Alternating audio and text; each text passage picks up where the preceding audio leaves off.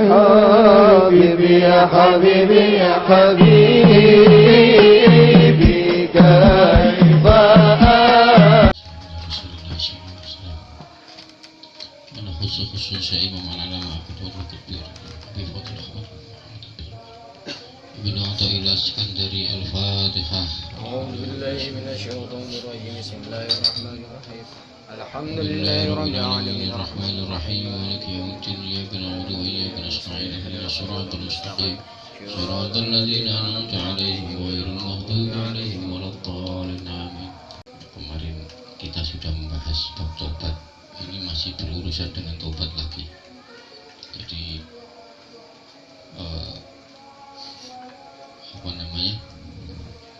pilar-pilar tobat itu kalau Anda ingin melakukan tobat itu satu, menyesal. Jadi ada penyesalan dalam hati bahwa saya sudah melakukan, kita ini sudah melakukan sesuatu yang tidak baik. Nah, setelah Anda menyesal dalam hati, terus bersegera meninggalkan maksiat atau keburukan-keburukan tadi. Ini nomor 2. Yang nomor 3, Anda bertekad atau berjanji untuk tidak mengulangi lagi.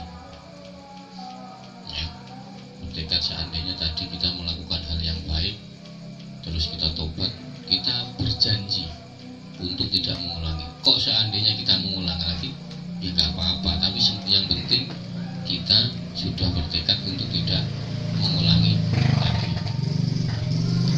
Jadi ini tobat. Maka sekarang itu intinya bahwa kita harus sering-sering menghisap diri kita, menghitung diri kita. Pagi, siang kita ngapain aja, manfaat apa madarat. Kalau kita melakukan kebaikan berarti kita bersyukur dan memuji Allah Subhanahu. Kalau kita melakukan maksiat maka kita segera minta ampun dan bertobat. Itu syaratnya itu. Jadi kemarin sudah saya ceritakan ada seorang diangkat jadi wali hanya sekedar begitu. Dan udah nggak usah banyak-banyak zikir, sudah sehari 10.000 kali itu terlalu. Udah pagi sampai siang dihitung saya ngapain aja. Kalau saya baik, saya bersyukur. Kalau saya melakukan kejelekan, kemaksiatan, dan bertobat, itu langsung diangkat Allah jadi wali. Nah, yang ini kita lanjutkan yang selanjutnya.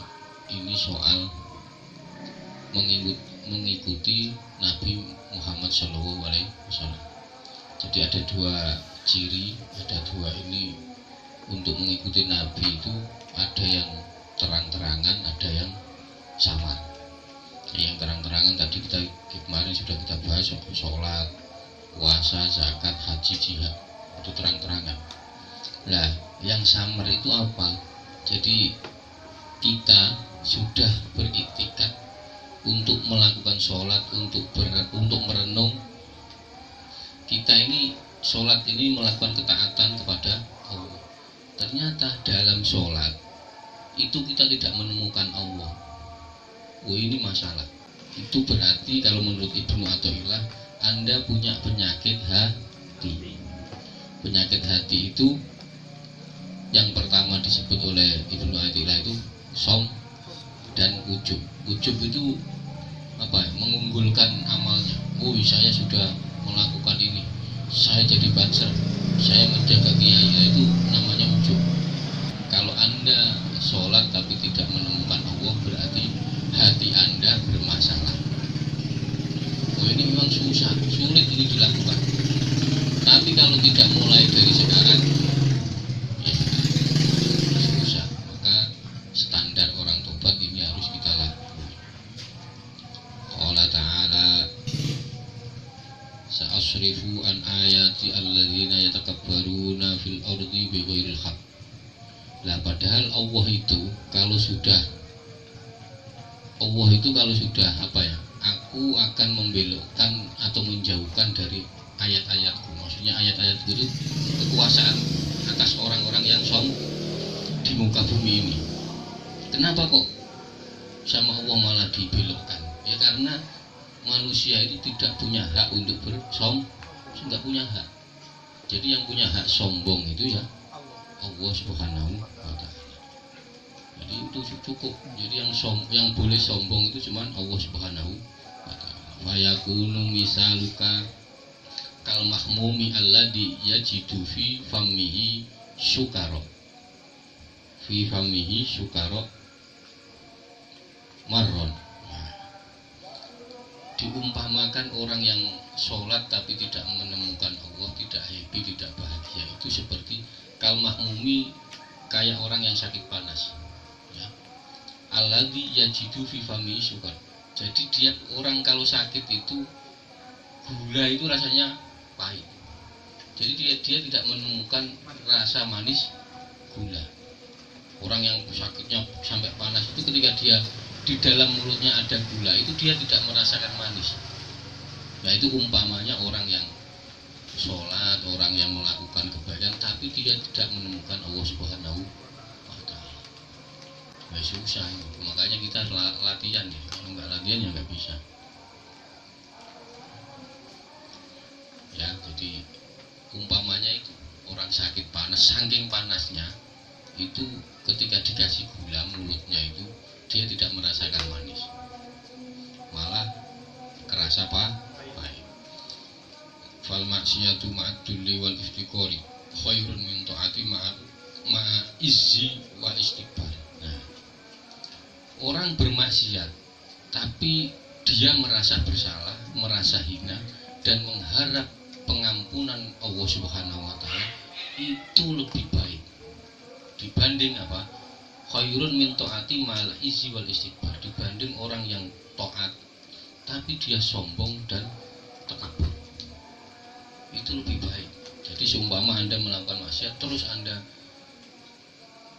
menyesal, meminta ampun kepada Allah, mengharap rahmat Allah, itu lebih baik dibanding Anda sholat taat kepada Allah tapi sok jagoan.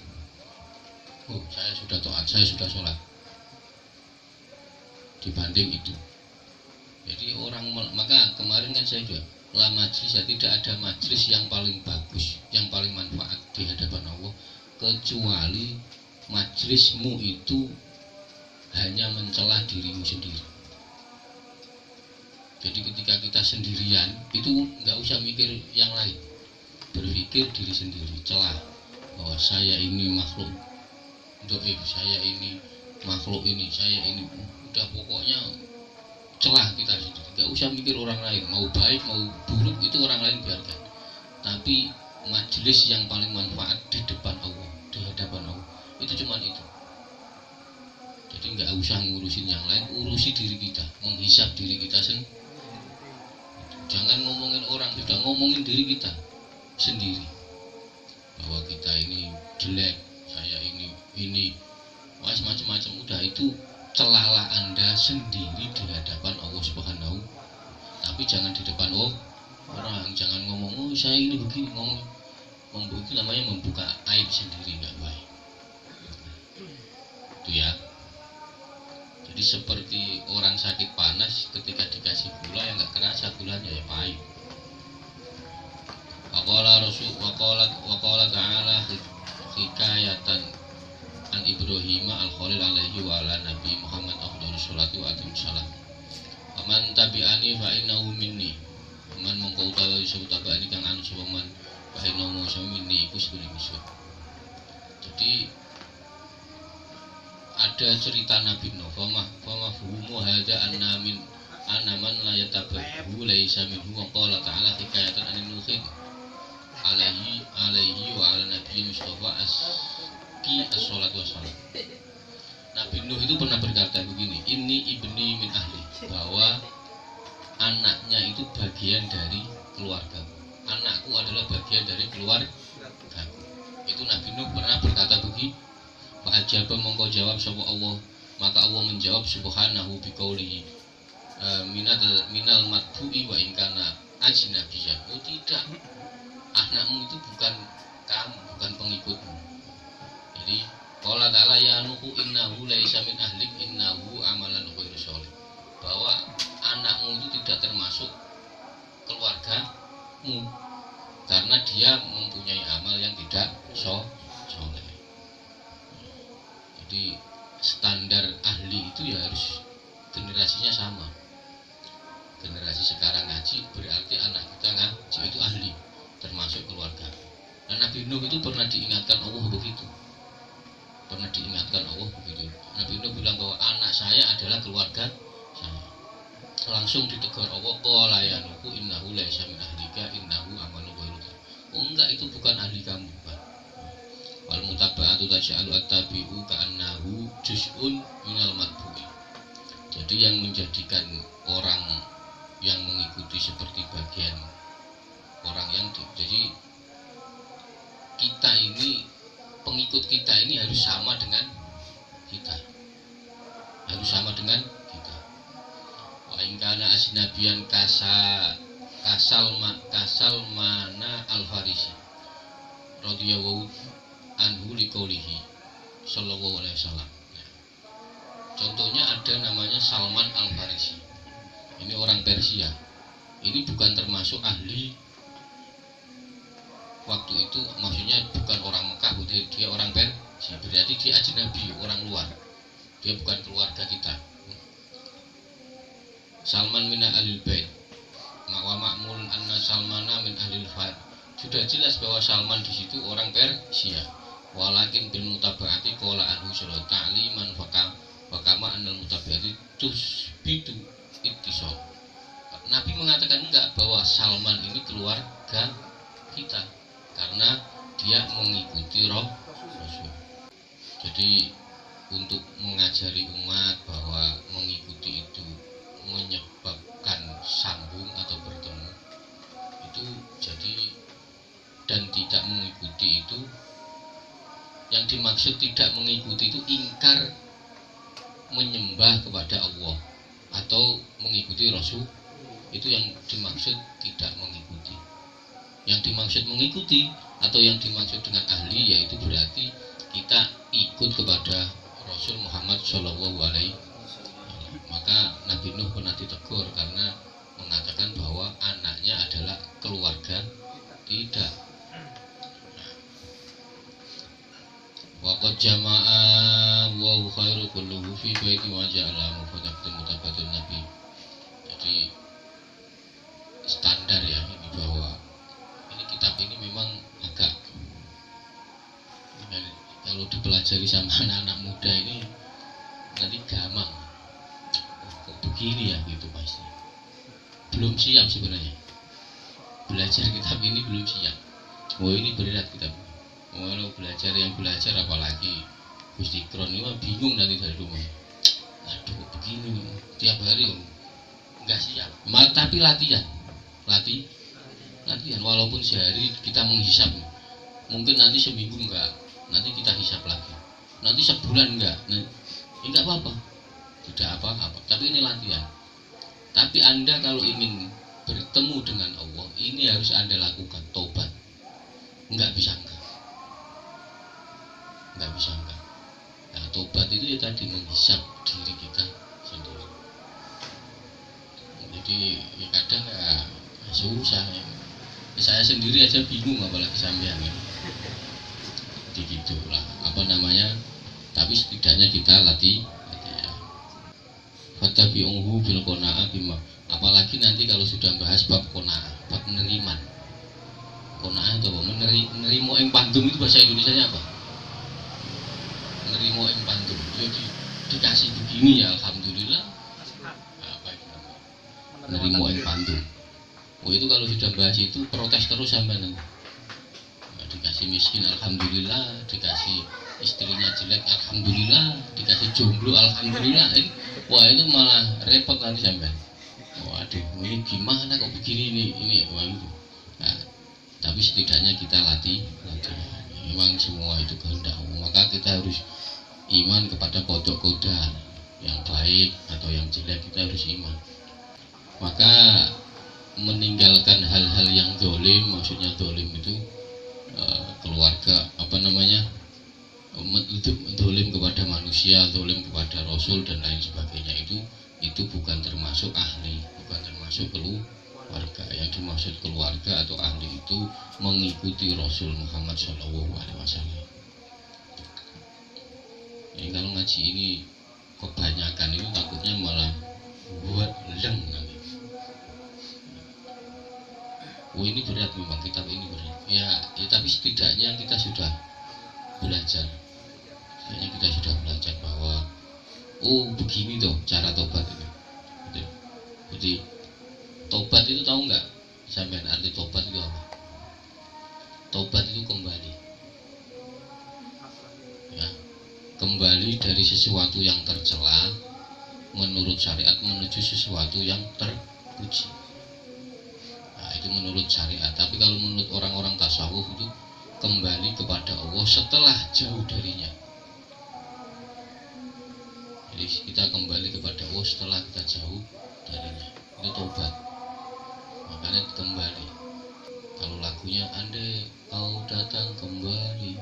Nah itu sebenarnya semua itu larinya nanti ke sana, kembali kepada Allah SWT. Cuman kalau tidak dimulai, kalau tidak dimulai dari sekarang ya kita nggak kembali. Nah setidaknya kita ini latihan untuk kembali kepada Allah Subhanahu. Setelah jauh, kayak hitungannya 24 jam ini kita mengingat Allah paling 5 waktu. Itu aja kalau masih ingat. Itu aja. Selainnya udah enggak pakai, tak jamin enggak ingat lah. Kalau Gus Dikron aja ya sudah habis sama handphone sudah. Ya gitu. Apalagi muis namanya. Nah, maka setidaknya latihan. Karena apa? Membangun istana yang megah itu lebih mudah daripada membangun jiwa yang rusak. Jiwa yang rusak ini susah bangunnya. Lebih mudah bangun istana yang megah. Nah, ciri kalau Anda sudah berjalan itu, kalau ini benar ya, Anda melakukan taubat dengan benar, Anda menghisap diri Anda dengan benar, dijamin sama Syekh Ibnu Athaillah ini Anda jadi wali. Jadi pagi, sore, siang, petang kita melakukan apa saja yang baik kita syukuri, kita memuji Allah, yang jelek kita mohon ampun kepada Allah, terus tobat. Oh itu tiap hari. Kalau Anda melakukan ini, oh jadi wali pun, serius pun. Orang kalau jadi wali itu udah nggak butuh apa-apa pun, nggak butuh apa-apa. Tapi ya kelihatannya tetap biasa aja, nggak kok terus kamu jadi wali terus yang aneh-aneh, enggak. Cuman dia itu nggak butuh apa-apa. Dia yang dibutuhkan hanya Allah Subhanahu. Udah itu cuma, enggak, yang lain itu enggak butuh. Lah orang itu kalau enggak butuh apa-apa, hidupnya damai apa enggak? Damai.